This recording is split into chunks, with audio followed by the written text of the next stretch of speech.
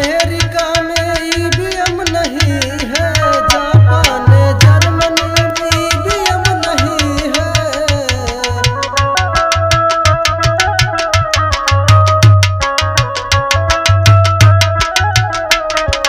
देखा अमेरिका में ईवीएम नहीं है, देखा अमेरिका में ईवीएम नहीं है, जापान जर्मनी में ईवीएम नहीं है।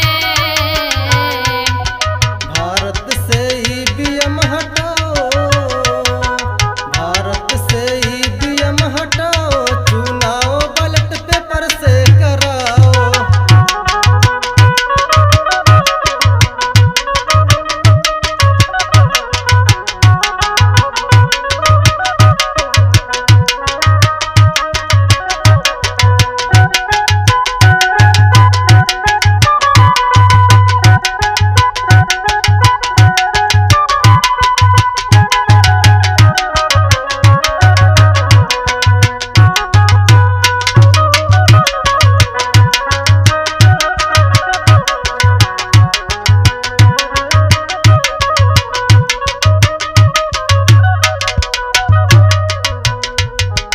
गली गली मचा है बहुजन में शोर है,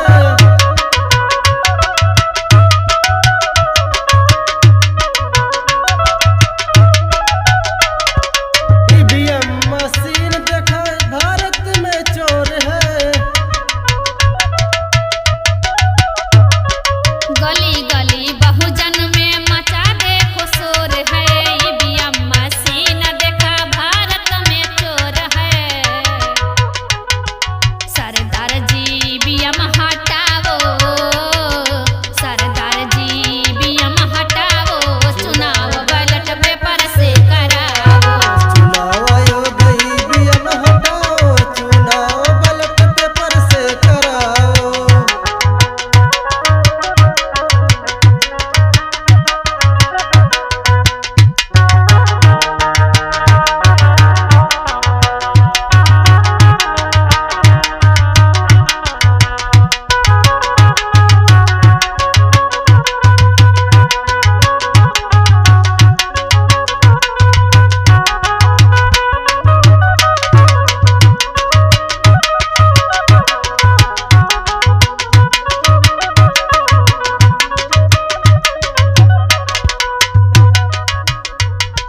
भारत मुक्ति मोर्चा का यही ऐलान है,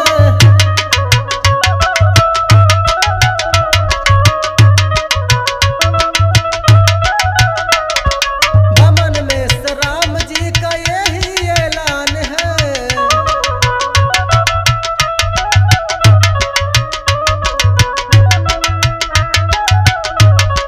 दमन में राम जी का यही ऐलान है। बामन में राम का यही ऐलान है,